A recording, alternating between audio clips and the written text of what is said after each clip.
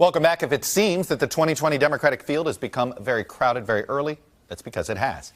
9 major candidates have either filed paperwork or announced bids outright. Far more at this point, Democrat or Republican, than in any other year ever.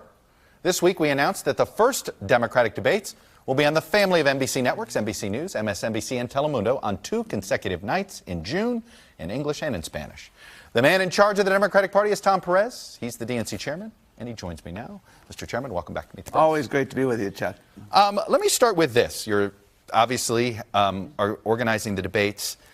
Explain what you view your role is. Are you a referee? What is your role for the 2020 presidential primary? What do you see it as? Our role is to make sure that every candidate who runs gets a fair shake. I welcome a large field because I've had the privilege of working with almost all of them, and they are great candidates.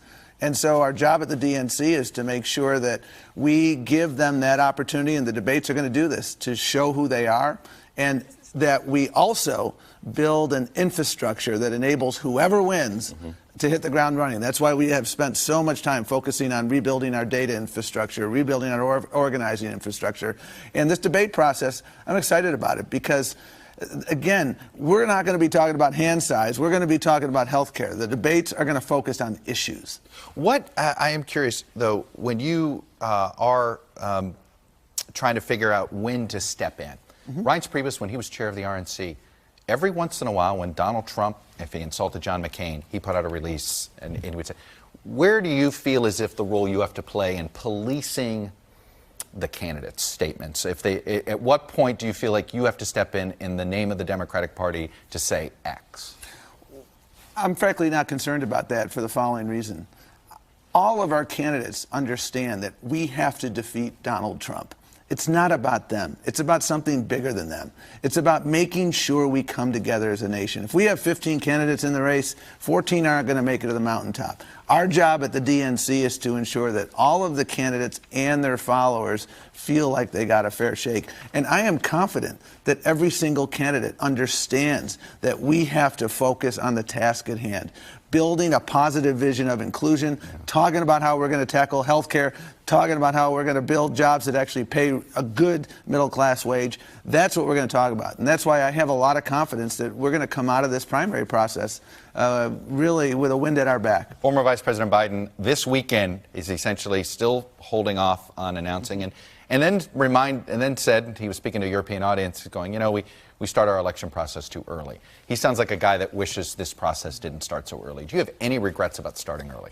Well, actually, it started earlier in the past. When we were figuring out how many debates and when to start, we looked back 30, 40 years, and there have been debates that have started in February of the year before the election. So we're kind of in the middle of the pack. But what we learned from the last cycle is people have a real thirst for learning what our candidates are thinking about, what their vision for America is. And so I think we have found a sweet spot. And the fact that these debates in June will be on consecutive nights, that we will be drawing the names through random selection, I think what the American people are going to see, and I think we're going to have a robust audience, probably the largest ever.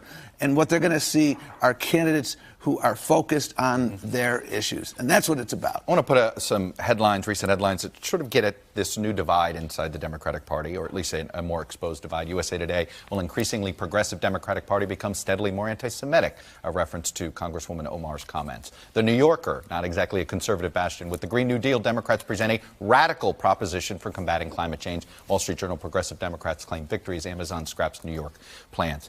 Are you concerned the perception of the Democratic Party is going to move too far to the left in order to scare away those swing voters that you won over to win control of the House? Listen, I think we must never confuse unity and unanimity. We have unity on the fact that health care is a right for all and not a privilege for a few. Thanks to Democrats, we now have 90% coverage. We're having a conversation about how to get from 90% to 100%. They're talking about, on the Republican side, how to eliminate coverage for pre-existing conditions. We believe that climate change is real. It's not a hoax. And we're having a discussion about how we build this clean energy economy. The other side denies that climate change exists. So we're having a discussion about the means, but our values are the values that I believe command the respect of the vast majority of the American people. And you've expressed your values. You've expressed your values as someone to say, hey, to the governor of Virginia and the lieutenant governor, that these folks have to go. What happens when they don't respect the values? Congresswoman Omar seemed to accept criticism and apologize.